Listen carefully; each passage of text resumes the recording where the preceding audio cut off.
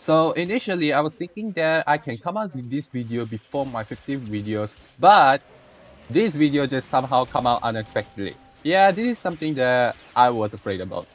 And now my 15th video had to do my regular videos, and sorry about that.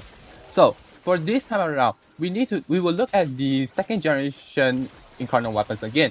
But this time around, we try to look at the melee weapons. Yeah, these days I just only focus on the guns and not the melee weapons, so I do not know how they work with. And surprisingly, this Infested Incarnon melee weapons, which is the dual Ichor, seems to become a successful Incarnon melee weapon, as these weapons will just totally shred through everything. And mind you, the combo just build up so fast that it can even win through Praetor's fast combo build.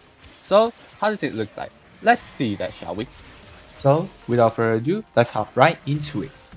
Dual Ichor stat is not very that good because among all the stats we have here, yes, the attack speed and the others can be quite good, especially for the crit chance and crit multiplier is quite good enough as we have 25% and 3x, but the stage chance just only at 50%, which is not very good.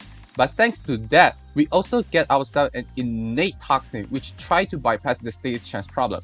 But that's just only the base stat problem, because with the Incarnate Genesis implied into it, the evolution perks makes it even better.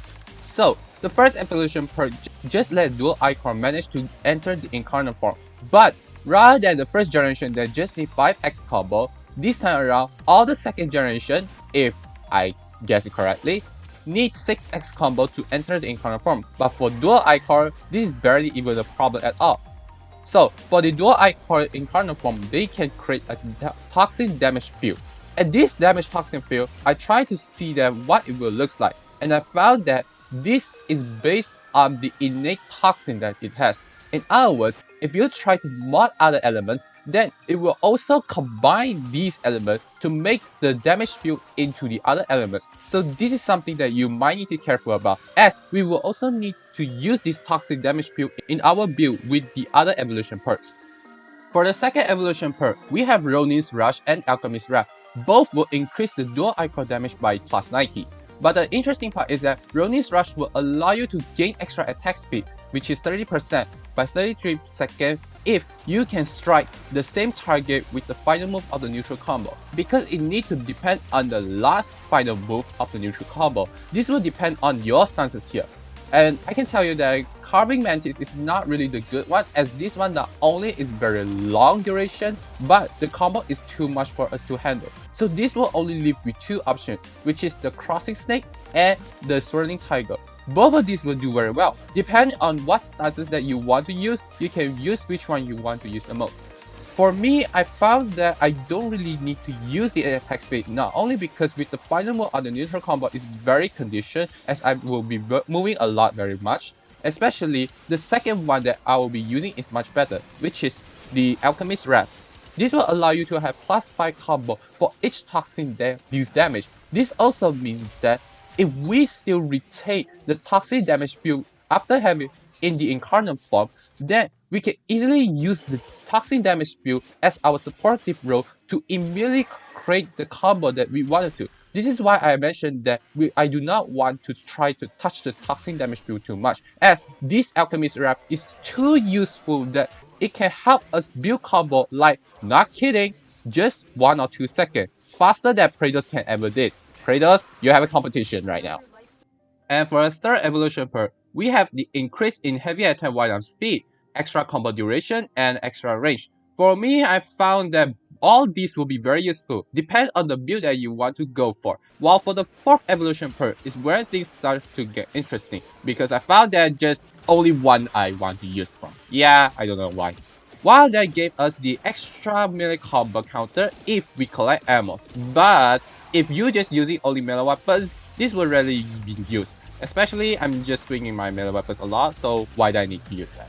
Others one will be Poison Parasite, which will give you 33 heal rate for 9 seconds if you can kill an enemy with plus 3 toxic stack. This is useful, but if let's say you don't really have any health problem, this also becomes totally useless. Only the last one that I'm using the most is the Absolute Valor, which increases stage chance by 34%. This will push the stage chance up to 49%, which is already quite high, as this is the value that I want to use to make sure that my Whipping Wound can make good use of it. Remember, when the base stat only at 15%, this is massive. So all in all, if we talk about the dual Ichor build, this will be what it looks like. Almost the same I could tell.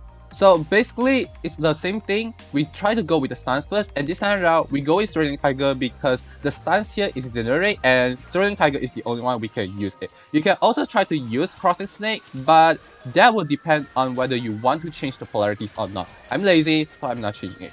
Other things will almost be the same. The same combo we have here, which is the Condition Overload, Blood Rush, Whipping Wounds, Berserker Fury, and this time around, I'm using Amalgam Organ Shadow instead of the normal one because I also want to use the extra heavy attack wind-up speed, since we will be trying to heavy attack a lot of times, so extra heavy attack wind-up speed is very useful.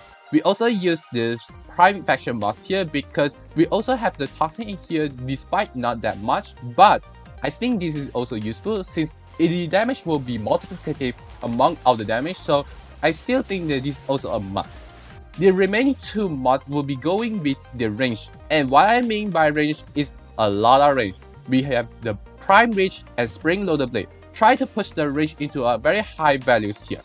The reason why I need to push the range very high is that I initially want to make it into a normal range melee weapon build. But when I realized that it has a toxic damage build, I think that why don't we try to turn it into a pure heavy attack build by switching the range mod into the Killing Blow and extra thing like the Drifting Contact, maybe that one because I don't have anything to go for.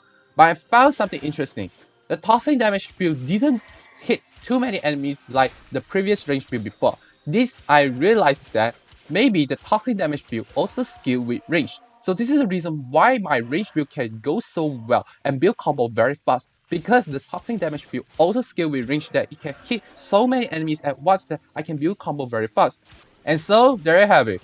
Basically, the last batch of the Incarnon Genesis, I have two weapons that I found will be very useful, and I will be only going for the one of them first because I found that if I go two at the same time, it will take the videos too long, and I do not want to spend that much time on a single video for just only one or two weapons. So basically, Dual Ichor is one of the very successful Incarnon weapons because it literally do what we always hoping the most, changing the weak weapon into a strong weapon.